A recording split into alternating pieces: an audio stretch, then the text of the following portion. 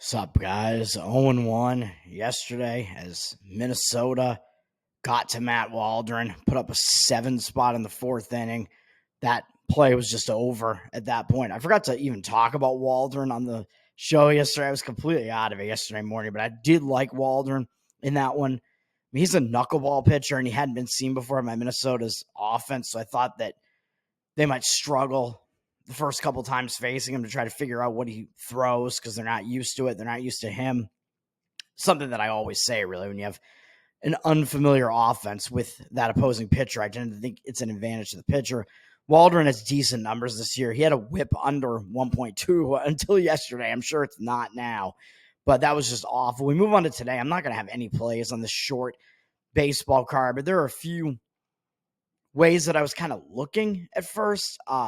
Colorado, Washington, I was looking at maybe playing an over in this one because this starting pitching matchup just looks very conducive to an over, and the line actually does kind of look like it's moving in that direction, even though the over is public.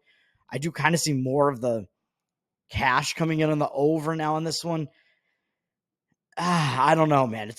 I'm considering it. I don't think I'm actually going to do it. Neither of these teams used that much bullpen yesterday, but this is Cal Quantrill against Patrick Corbin. These are both bad pitchers, man. 4.59 ERA, 1.41 whip for Cal Quantrill. Washington only has 28 at-bats against him, but they hit him to the tune of a 357 batting average and 1,062 OPS. So he has terrible numbers against Washington. Patrick Corbin, I always talk about how bad he is on the show, and he had a decent stretch for a little while.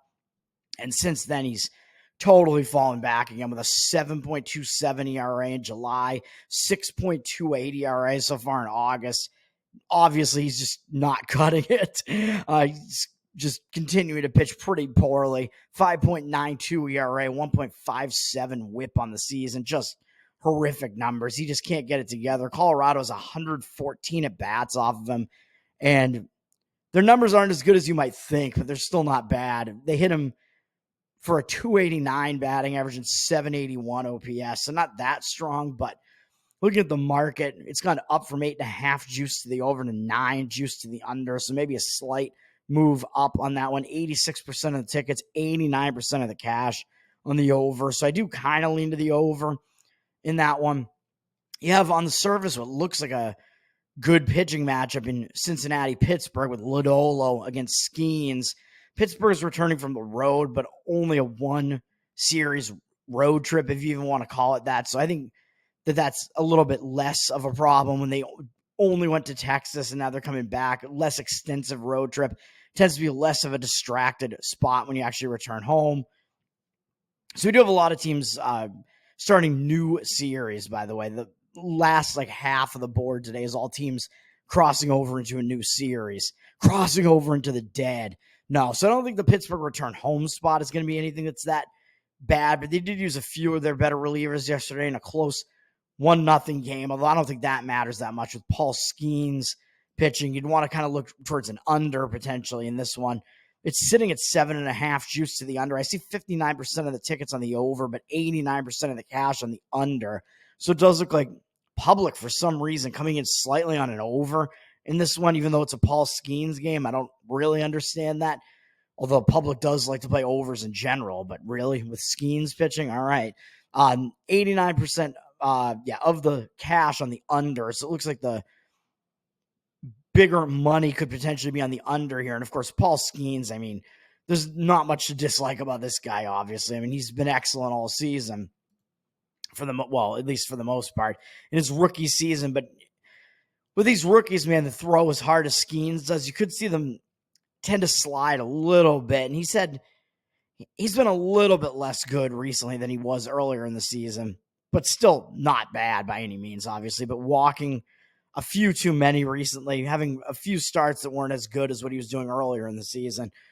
Although he faced a couple of pretty good offenses in the last couple of starts too. Before Seattle, he faced Houston, Arizona, and the Dodgers. Those are not easy offenses to face. Still has a 2.3 ERA, 0.97 whip on the season. I mean, he's been pitching really well still. And up against Cincinnati, the one thing is they have seen him once before now. He pitched against them earlier this year, had a good start against them. They have only had 18 at-bats against them in their I think that was all in that one start, I assume. And they only hit him for a 222 average and 596 OPS. But now Skeens doesn't have that advantage of being totally unfamiliar to the Reds hitters, at least. So they have seen him one time. So the Reds might be able to hit him a little bit more in this one. So that gives me a little bit of hesitation, although it is still Paul Skeens. So he has faced other lineups for a second time and still been dominant. So I don't know if that's really going to matter that much. But then on the other side, Nick Lodolo is the bigger question mark. I mean, I don't think it takes that much to say that when you're up against Paul Skeens, but he was pitching well earlier in the season, good strikeout walk numbers, but he is really backslidden. His ERA is all of a sudden 4.55 with a 1.2 whip. He had a 6.67 ERA in the month of July and 8.56 in the month of August so far. So his ERA was below 3 at the end of June. It was 2.96. And now it's all the way up into the mid-4s after 7 more starts, I think, or 8 more starts. He's just been pitching horrible. He's given up 8 earned runs in 2 of the last 4 starts. Not against the best offenses, really, either against the Cubs and the Kansas City Royals. I mean, he could potentially, and that was a game that I lost on, I think, too. He could bounce back potentially from such a bad start, but I don't know if I'm going to count on him, man. He does have good numbers against Pittsburgh, holding them to a 242 average and 558 OPS in 33 at bats. But I wouldn't want to come in and play an under on this one. I'm just going to stay away. Then the New York Mets, I think, are at least in the worst travel spot, even though they are starting a road trip against a pretty decent San Diego team. So they still might be focused here, but they're coming off a pretty big series against the Baltimore Orioles, even though it is interleague. They beat them twice by 1 run. They took 2 out of 3 games. Both wins were by 1 run. And it was a dramatic win with a walk-off by Winker in the 9th inning yesterday. And they did only use 2 relief pitchers, though, in that game. But still, they could be in potentially a letdown spot with that walk-off. But they could also maybe carry that momentum out on the road. And a team facing a first game of a road trip, it does tend to be a more positive, focused spot. So there are some conflicting factors with this scheduling spot, but they are still flying out to the West Coast with no days off and having to play a late West Coast game, which it's 9:40 Eastern time for a start time in that one. So a spot like that does tend to be difficult for an East Coast team having to go out west playing that first game. It tends to be late and like mess with that biological clock. I mean, it's a game that's probably not going to end until like midnight Eastern time. So that could be a little bit difficult for the Mets. They do have Severino pitching, and he's been pitching pretty well recently. Having a good season pretty much for the most part. 3.91 ERA, 1.22 whip. Been pitching a bit better in the recent couple of starts. Well, actually, he gave up 4 earned runs in 2 of the last 3 starts. So I was just remembering that he threw a complete game no-hitter in his last start. So he could have a letdown after that. He threw 113 pitches, which is the most he threw on the season by 10 pitches. So he did go deeper into that start than he has in any other start. It was against Miami, who suck, but complete game shutout in that one. 4-hit performance, 8-1 strikeout walk ratio. But could he be in a little bit of a letdown spot? Could he be a little bit gassed after that because he got overextended in that one kind of to get that complete game? Maybe, possibly. He does have good numbers against San Diego, holding them to a 157 average and 51 at bats, but only 4 of them have ever faced him before.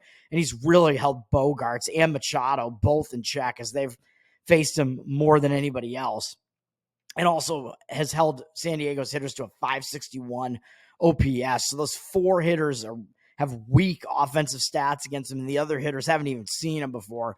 So Severino could be an advantage there, but I don't like the spot for the Mets, obviously. They're just conflicting indicators here, man. Just having to travel to the West Coast is difficult, and Severino could be gassed and taxed after that complete game performance. Despite his good numbers, I just don't really want to get involved in this one, either on the side or on the under in that one. Dylan Cease is pitching for San Diego. I've talked about how good he is. 3.46 ERA, 1.02 whip on the season, but his numbers are, I believe, actually not as good against the Mets. Let me see. Maybe I'm wrong.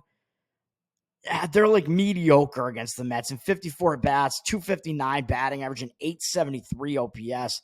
because he's allowed 4 home runs against him, and he's kind of walked too many against him. So Cease doesn't have his best stats against the Mets. So this is something I'm just going to stay away from.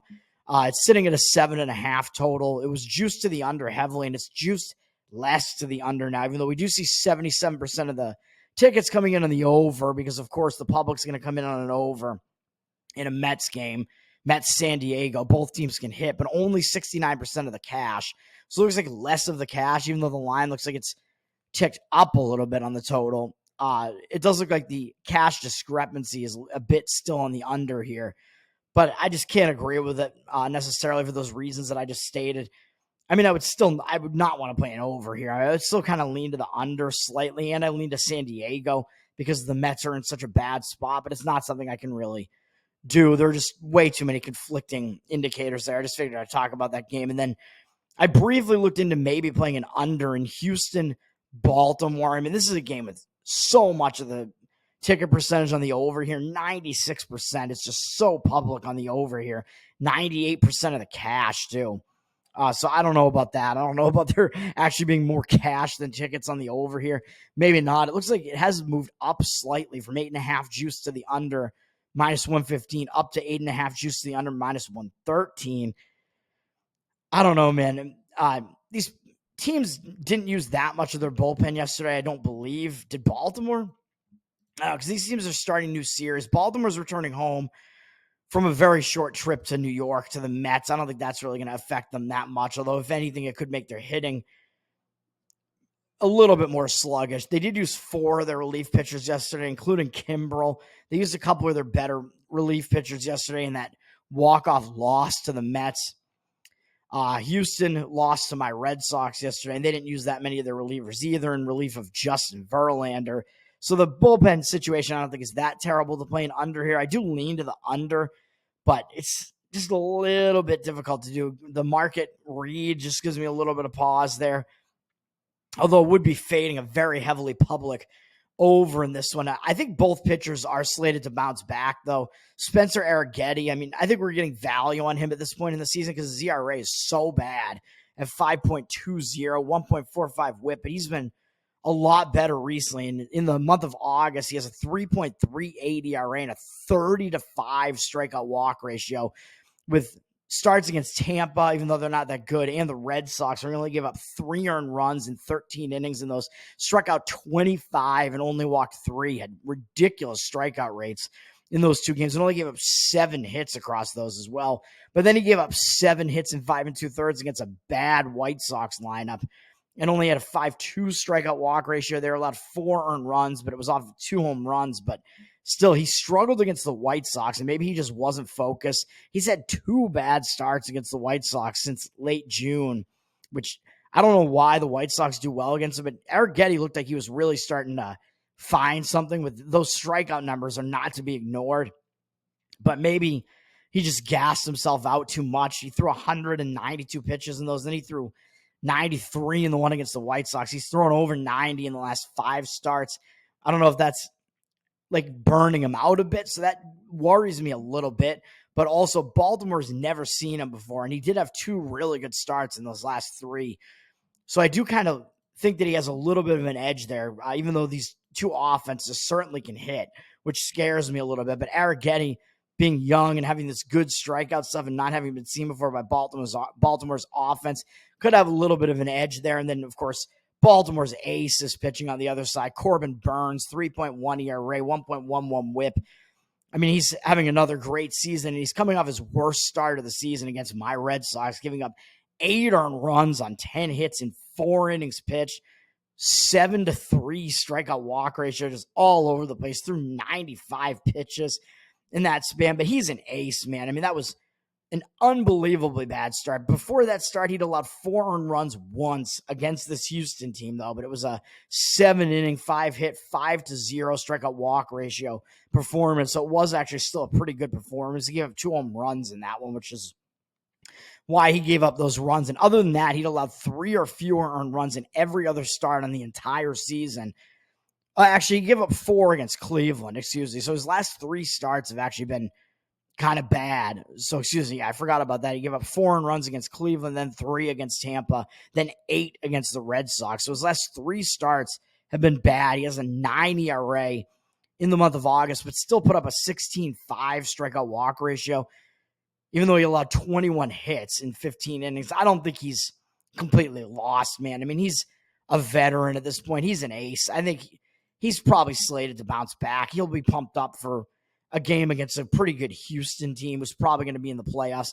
Houston in 41 at bats only has a 220 batting average off him, but they do have 5 home runs off of him, which has led to a 931 OPS. So that's another thing that gives me a little bit of hesitation, though. So Burns, just the fact that he's been struggling recently, even though I do think both these pitchers are going to bounce back, it gives me a little bit of pause on wanting to play an under here. And the fact that his OPS allowed is really high against Houston gives me a little bit of pause there. So I'm just going to stay away from that. And then Philadelphia, Atlanta, Christopher Sanchez against Schwellenbach. Sanchez has really good numbers against Atlanta. Both of these pitchers are kind of familiar to these opposing hitters. Now, Sanchez certainly familiar to Atlanta at this point, but he's held them to like a below 200 batting average, I think. So he's done surprisingly well against Atlanta. So I kind of lean in his direction. Yeah, 129 average and 350 OPS and 31 at bats. So I kind of lean to the Philadelphia side in that one, even though Schwellenbach has some of the better numbers, even though Schwellenbach's ERA is actually worse at 4.04. Sanchez is in the 3s. Schwellenbach has the way better whip in the very low 1s, 1.07. I think Sanchez is like 1.2 something. So Schwellenbach, even though his ERA looks worse, actually puts fewer men on base, but he has a lot of 294 batting average to Philadelphia in a small sample size, 17 at bats, and only a 588 OPS. So I don't know what to think about that game, really, but Philadelphia saw him once this season, his rookie season, and it still was a good start for Schwellenbach, even though that OPS, that batting average doesn't look that good. He allowed 7 hits in 6 innings. He did only allow 1 earned run and have a 6.0 strikeout walk ratio on that one, so the whip was good. So again, kind of Schwellenbach-like, where he gives up some hits, but does not walk many guys. But I'll just stay away from that one too. In that one, what do we got? We got Atlanta actually up from -103 to -111. I think Philadelphia won yesterday in the game. So it's been kind of a back and forth series, but 57% of the tickets on Philly. So I guess the public is coming in and wanting to play the guy with the lower ERA, who's the more known pitcher, and Sanchez. The public doesn't know that Schwellenbach is actually really good, especially his strikeout walk ratio. But 75% of the cash is on Philly. So more of the cash than the public on Philly, and maybe just matchup dependent. Maybe that does make sense. But that's going to do it for me, man. I'm not going to have any actual plays today. There are 2 preseason NFL games. This preseason starts coming to an end here. We have Colts-Bengals, where the Colts look like at some point they were -1.5, and now they're -6.5 with juice, even though, of course, with a line like that, the public's only going to come in on the Bengals. I mean, the public likes Joe Burrow. They don't like what they've seen out of the Colts at all. Public's going to come in on the Bengals, and they are, to the tune of 68% of the tickets, but only 60% of the cash. Even though I think the movement from 1.5 to 6.5 is not actually totally legitimate. I think that some of that movement was because we saw who was going to be playing in this game, and maybe the Colts are going to play their starters more than the Bengals are. But some of this line movement might actually be legitimate here, going against the public. So the public doesn't know how to handicap preseason. Colts have looked bad in preseason. Anthony Richardson, I think, doesn't have a touchdown yet, but he's only played 1 game in preseason, right? This is going to be his 2nd preseason game. I saw like the news sources are making fun of him because, he had a good preseason last year. What is he doing this season? I'm like, dude, he played 1 game so far, even though I'm not sure how good he really is. And I am a Colts fan too, and I am concerned about it. But in this preseason game, it does look like the Colts are the right side, but you're having to lay 6.5, and it's bordering on 7 now. So if it hits that 7, I don't know if I'd really want to do that. I mean, obviously I'm not doing it, but the market indicators are on the Colts in that one. And the market indicators, I would say, are somewhat on the Chiefs in Bears-Chiefs. The Bears are coming off a blowout preseason win over the Bills. Bears probably had more motivation in that game, wanting to get something done. It was Caleb Williams NFL debut, basically. Bills, I don't think really cared much about that game at all. I think, you could see some of what was going on in that game in Hard Knocks. I think the Bears did have more motivation in that one. May not be the same against the Chiefs. I don't know what the Chiefs did. I think they played the Lions in their previous preseason game, and I don't know what they did, but it is still preseason. I mean, you're going to see the starters play a little bit in this one probably, but I don't know what's going to happen in this game, really. The Chiefs are sitting at 1 underdog right now, 1 point underdog. Bears down from -2.5 to -1, -2.5 juiced to -1 with juice. 54% of the tickets on the Chiefs and 63% of the cash on the Chiefs. So it does look like the line has actually moved in the direction of the Chiefs, maybe legitimately, and the Chiefs have some of the cash on them. We'll see. I'm not going to play NFL preseason, obviously, not something I want to do. And we have college football coming up. Like I said, I mentioned that I am going to be on Georgia Tech, which I am, and I'm going to have to put out a video where I talk more about that game, and maybe I will talk about the SMU Nevada game as well. Maybe I'll do it tonight. We'll see. But Florida State, that game has slipped now down to -10 with juice. You might still be able to find -10.5s out there. There were -11.5s or plus 11.5s out there, because I want Georgia Tech plus the points there. I'll explain it more tonight. But I do like the Georgia Tech side there, even though we've seen the cash kind of move around a little bit, and we see Florida State still a little bit public with 58% of tickets. So we now see 61% of the cash on Florida State. I don't think that's accurate as the line continues to move in the direction of Georgia Tech, down from 12.5 to 10 with juice. Now, if you can get 10.5, I still like it at that number. Anything 10.5 or above, where you can still get the 10 plus the hook there. I was able to get in under 13.5 with stupid ESPN bet, making no sense hanging a number like that, which I don't think any book even had a number like that. But I'm going to score it on my channel at 11.5 because that's where it was when I started talking about this game early yesterday. And since then, it's gone down to there were some 10.5s out there at the time, and now it looks like it's majority 10.5 and 10 out there. So I would not want to let this get further down. Do not want to let this get lower than 10. But I think there are good reasons to play Georgia Tech in this Ireland game, which I'll talk about more.